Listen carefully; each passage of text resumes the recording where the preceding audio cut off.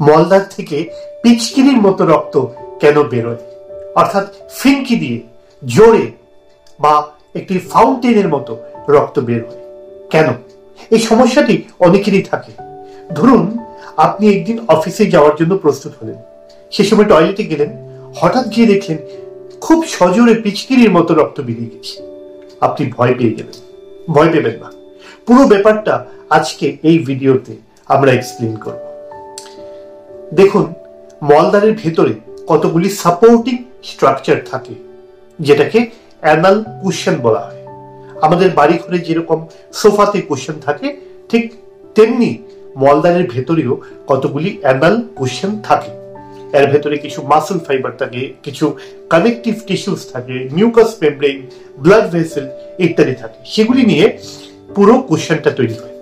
এবার যারা দীর্ঘদিন কোষ্ঠকাঠিন্যে ভোগেন বা যারা খুব স্ট্রেইন করেন, খুব চাপ দিয়ে মলত্যাগ করেন বা দীর্ঘদিনের ডায়রিয়াতে ভুগছেন, তখন কি হয়, ওই কুশনগুলি একটু ডিস্টর্টেড হয়ে যায়।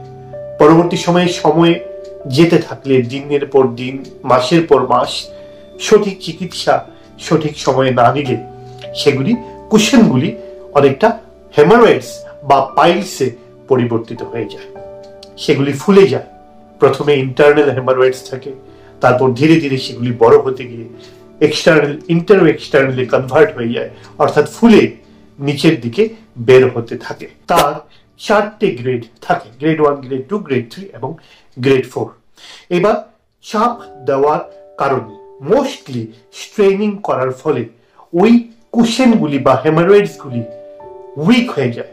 তার উপর যে মিউকাস মেমব্রেন বা সাবমিউকাসাল স্ট্রাকচারস গুলি থাকে, সেগুলি ফুলে গিয়ে ফেটে গিয়ে পিচকিরির মতো রক্ত বের হয়। ইউজুয়ালি সেগুলি আর্টেরিয়াল ব্লিডিং। ওপরে যে ধমনীগুলি থাকে, সেই ধমনীগুলির মধ্যে একটি ইম্পর্টেন্ট শিরা হচ্ছে, তাদের মধ্যে একটি ইম্পর্টেন্ট আর্টারির নাম হচ্ছে সুপিরিয়র হেমারয়েডাল আর্টারি। ওই সুপিরিয়র হেমারয়েডাল আর্টারিগুলি রেকটামের ভেতরে থাকে, যেখান থেকে পাইলসের বা হেমারয়েডাল ব্লিডিংটা হয়। তাই এটা হচ্ছে মূলত কারণ। এবার ধরুন আপনার এই সমস্যাটা হয়েছে, আপনি কি করবেন? প্রথমে ভয় পাওয়ার কিছু নেই, একটু বিশ্রাম করুন, বিছানায় শুয়ে পড়ুন, মাথাটা নিচু করে কোমরের দিকে বালিশ দিয়ে কিছুক্ষণের জন্য বিশ্রাম করুন।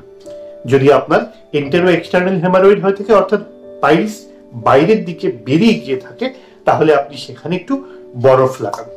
অন্যথায় আপনি সিচ বাথ করবেন, কিছুক্ষণের মধ্যেই ব্লিডিংটা বন্ধ হয়ে যাবে। কিন্তু তাতেও যদি ব্লিডিং বন্ধ না হয়, আপনি চিকিৎসকের কাছে যাবেন। এমত অবস্থায় সাধারণত কি করা হয়, একটি ছোট্ট প্রক্টোস্কোপি করা হয়, অর্থাৎ মলদ্বারের ভেতরে একটি যন্ত্র ঢুকিয়ে মলদ্বারের ভেতরটা দেখা হয় কি হয়েছে, সেটা কি আদৌ পাইলস না পাইলস ছাড়া আরো অনেক কিছু। ব্লিডিং হলেই যে সবসময় পাইলস থেকে ব্লিডিং হবে তার কোনো গ্যারান্টি নেই বা নিশ্চয়তা নেই। এছাড়া অনেক কিছু রোগ আছে যেখান থেকে এছাড়া আরো অনেক রোগ রয়েছে যেখান থেকে মলদ্বার থেকে ব্লিডিং হতে পারে, যেমন অ্যানাল ফিশার থেকে হতে পারে, পলিপ থেকে হতে পারে, কোনো একটু বয়স্ক লোকেদের ক্ষেত্রে রেকটাল টিউমার থেকে হতে পারে বা ক্যান্সার থেকে হতে পারে, ডাইভার্টিকুলাইটিস থেকে হতে পারে, ইত্যাদি আরো অনেক রোগ রয়েছে। ইনফ্লামেটরি বাউল ডিজিজ, তার মধ্যে আলসারেটিভ কোলাইটিস, ক্রোনস ডিজিজ ইত্যাদি থেকে হতে পারে। তো প্রথমে যেটা জরুরি সেটা হচ্ছে একটি প্রক্টোস্কোপি। প্রক্টোস্কোপিতেও যদি রোগটা নির্ণয় না হয়, তখন আপনার চিকিৎসক আপনাকে একটি সিগময়েডোস্কোপি অথবা কলোনোস্কোপি করারও পরামর্শ দিতে পারে।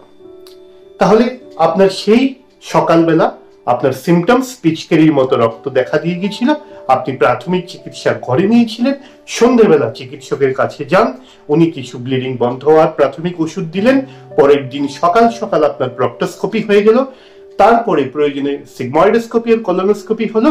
এইবার হচ্ছে মূল চিকিৎসার পালা। ধরুন যদি আপনার বাওয়াসির অথবা পাইলস অথবা হেমারয়েডস থেকে ব্লিডিংটা হয়ে থাকে, তাহলে আয়ুর্বেদিক পদ্ধতিতে যেটা চিকিৎসা করা হয় সেটা হচ্ছে প্রাথমিকভাবে কিছু খাওয়ার ওষুধ দেওয়া, এবং তাতেও যদি দিন 7 মধ্যে কন্ট্রোল না হয় ব্লিডিং, তখন প্রতিসারণীয় ক্ষার লাগিয়ে দেওয়া হয়। এটি একটি আয়ুর্বেদিক মলম জাতীয় জিনিস, যেটা ছোট পাইলসের উপর প্রয়োগ করলে ধীরে ধীরে সেই পাইলসটা শুকিয়ে যায়, সেখান থেকে ব্লিডিং এবং কিছুটা প্রোল্যাপসের সমস্যাও ঠিক হয়ে যায়। পাইলসের সমস্যা যদি বড় হয়, পাইলসের মাস বা আকারের সাইজে যদি বড় হয়, তখন আমরা যেটা করি সেটা হচ্ছে ক্ষারসূত্র চিকিৎসা।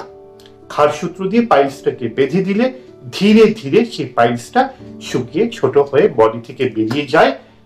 এতে কোনো কাটাছেঁড়া করার প্রয়োজন হয় না।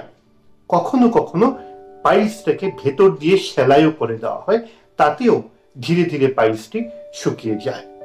তাই আজকের এই ভিডিওটি বানানোর উদ্দেশ্য হচ্ছে, হঠাৎ করে যদি কোনো কারণে মলদ্বার থেকে ব্লিডিং বেশি হয় তাহলে ভয় পাবেন না, নিজের মধ্যে ধীরতা স্থিরতা রাখুন, তৎক্ষণাৎ চিকিৎসকের কাছে যান, প্রাথমিক যা যা মেডিসিন দেবেন চিকিৎসক সেগুলি খান, প্রয়োজনীয় পরীক্ষা নিরীক্ষা লাইক প্রক্টোস্কোপি, সিগময়েডোস্কোপি ইত্যাদি করিয়ে নিন এবং সুস্থ থাকুন। পাইলস, ফিস্টুলা, ফিশার সম্পর্কে যদি আপনার কোনো সমস্যা থেকে থাকে নিচে কমেন্ট বক্সে আপনি আমাদের লিখে জানাতে পারেন। এই ভিডিওটি যদি আপনার কাছে ইনফরমেটিভ মনে হয়ে থাকে তাহলে এই জাতীয় রোগীদের কাছে আপনি এই ভিডিওটি অবশ্যই শেয়ার করতে ভুলবেন না। আবারও দেখা হবে, আবারও কোনোদিন, আবারও একটি মলদ্বার সংক্রান্ত যে কোনো রোগীর ভিডিও নিয়ে। ততদিন পর্যন্ত সুস্থ থাকুন, ভালো থাকুন।